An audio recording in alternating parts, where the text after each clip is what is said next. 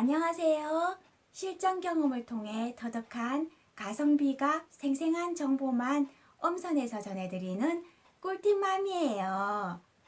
제가 오늘 말씀드릴 주제는 바로 이것. 블라디보스톡 시베리아 횡단 열차 타고 가성비가 유럽 여행 만끽하기입니다. 블라디보스톡이란 동방을 지배하라 라는 뜻으로 동해연안의 최대 항구 도시 겸 군항이죠. 2시간 20분이면 도착하는 가장 가까운 유럽 감성 잘잘 흐르는 건축 양식도 실컷 구경할 수 있고 착한 물가 덕분에 부담 없이 도전할 수 있는 블라디보스톡 여행은 언제나 인기가 높은 매력적인 곳이죠.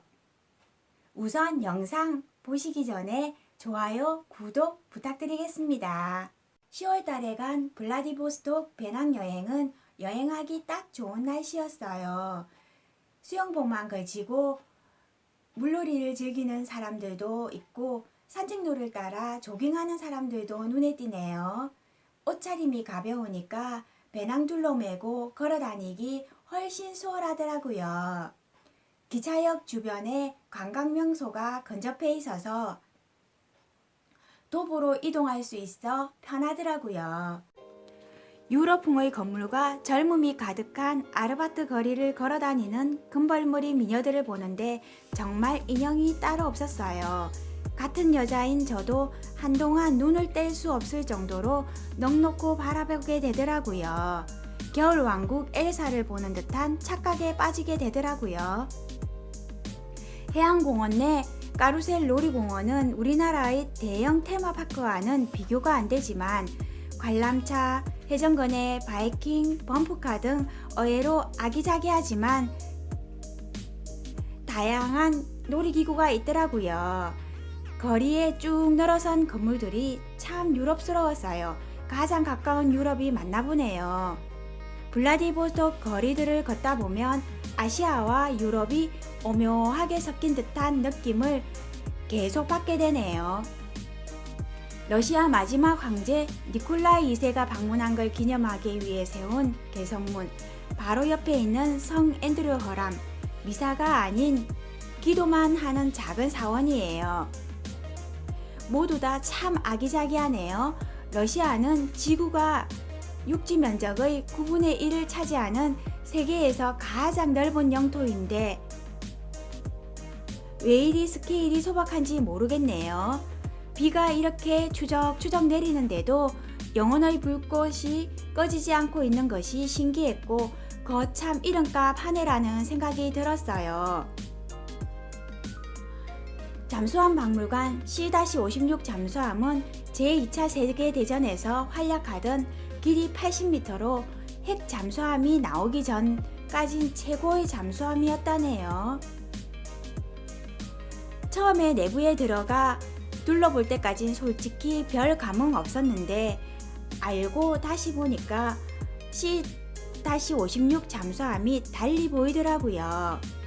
개성문, 성 앤드류 허람, 영혼의 불꽃, 전쟁공원, 잠수함 박물관이 모두 다 붙어 있어 한 번에 쭉 논스톱으로 구경했네요. 이동 시간이 없으니까 일정이 많이 단축됐어요. 이번 배낭여행이 짧은 2박 3일 일정인데도 완벽하게 소화할 수 있었던 건 관광지가 초건접 붙어있기 때문이에요.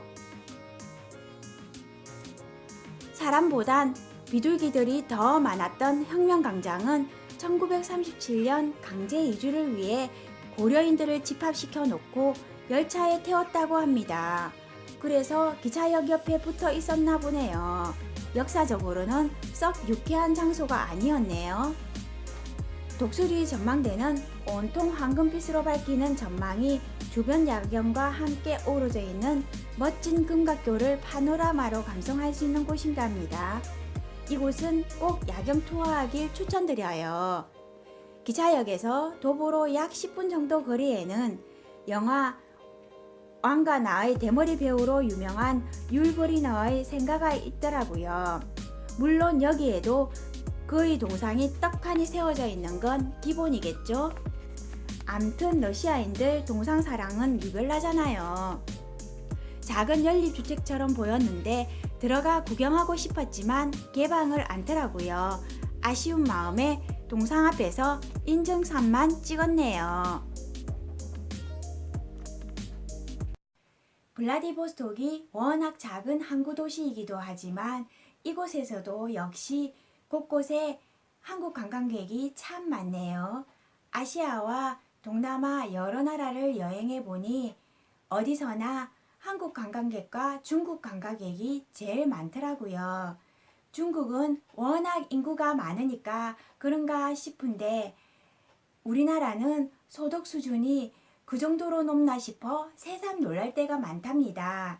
그래도 명색이 해외여행인데 어느 정도는 여유가 있어야지 여행도 다니겠죠. 이번 여행도 시베리아 횡단열차 타고 떠나는 배낭여행이었기 때문에 기차역에 도착해 하바롭스크행 반기차를 기다리는 동안 기차역 화장실에서 화장도 지우고 세수도 하고 양치도 했어요. 머리는 차마 못 감겠더라고요. 하지만 옆 남자 화장실에서는 짧은 머리 장점을 최대한 활용, 세수하면서 자연스럽게 머리를 잘도 감더라고요. 기차를 타고 가는 중간에 간이역에서 약 10분간 정차를 하더라고요. 아침 공기도 쐴 겸 밖으로 나갔더니 찐빵이나 만두처럼 보이는 요깃거리를 파는 노점상 아주머니들이 서너 명 보이네요. 유라시아라고 하죠. 그래서인지 예전에 우리나라 작은 마을 역전에서 흔히 볼 수 있는 풍경과 너무 닮은 것 같아서 더 정겹게 느껴지더라고요. 러시아 여인들은 강한 생활력으로 유명하죠. 예전 한국 엄마들의 정서와 사뭇 흡사해서 동질감이 느껴지네요. 여자는 약하지만 엄마는 강하다. 이 말은 러시아든 한국이든 국가와는 상관이 없다는 것이 정답이겠죠?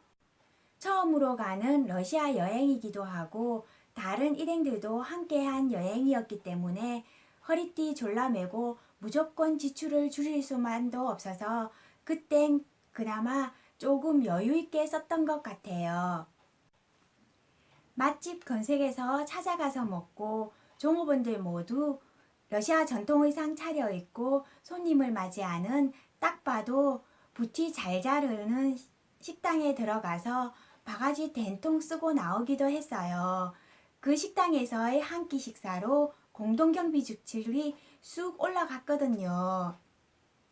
물론 분위기 좋은 레스토랑에서 폼나게 스테이크도 쓸고 맛있게 잘 먹고 나왔지만 물도 사 먹어야 되고 양도 푸짐하지 않아서 사실 개인적으로는 바베큐한 고기랑 야채, 과일이 듬뿍 들어가 있는 케밥이 존맛탱 완전 제 스타일이었거든요.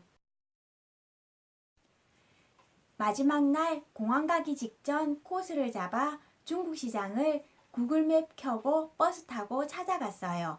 기차역에서 49번 버스를 타고 가면 약 40분 정도 걸리는 꽤 먼 거리였는데도 입소문이 나 있어서 그런지 한국인 관광객이 여러 명 눈에 띄었어요. 중국 시장에서는 킹크랩, 곰새우, 게살 등을 저렴한 가격에 살 수 있답니다. 한국에서는 킹크랩은 너무 비싸 엄두도 못 내는데 이럴 때 실컷 먹어줘야 되겠죠? 공항 면세점보다 훨씬 저렴해서 1kg에 1700루블 정도, 우리 건 3000루블, 5, 6만원 정도였는데 간도 짜지 않고 비린내도 거의 안 나고 살이 꽉 차 있어서 리얼 가성비가 킹크랩을 실컷 먹을 수 있어서 너무 좋더라고요. 하지만 제 입맛에는 킹크랩보단 곰새우가 탱글탱글 쫄깃한 식감을 제대로 맛볼 수 있어서 맛있더라고요. 그래도 그 비싼 킹크랩인데 제가 미식가가 아니어서 그런가 보네요. 지극히 제 개인적인 입맛이라는 거죠. 가게에서 보닝백을 구매해서 포장했었는데 가시에 찔려 터졌는지 물이 질질 새는 것이 암튼 그다지 튼튼하진 않았어요. 수화물로 안 붙여도 되고 그냥 기내에 가지고 타면 돼요. 이곳은 블라디보스톡 여행 중 쇼핑 코스로 강추드리는 곳이에요.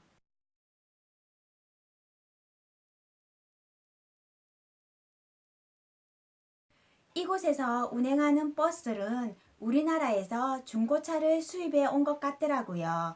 페인트 칠도 새로 안 하고 한글 노선도 그대로 적힌 채 운행하는 버스가 꽤 많이 보이더라고요.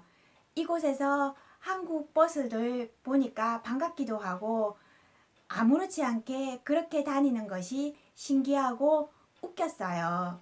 블라디보스톡 배낭여행은 항공권 포함 총 경비 20만원대로 킹크랩도 실컷 먹고 시베리아 횡단열차도 타고 고급 레스토랑에서 스테이크도 쓸 수 있는 누구나 한 번쯤 꿈꾸던 유럽 여행을 만끽할 수 있는 가성비가 매력적인 여행지랍니다. 이번 여행 정보가 유익하셨다면 좋아요, 구독 버튼 눌러주세요. 다음 주 하바롭스크 편 꿀팁 여행 정보 전하러 찾아올게요. 그날 꼭 다시 만나요. 안녕.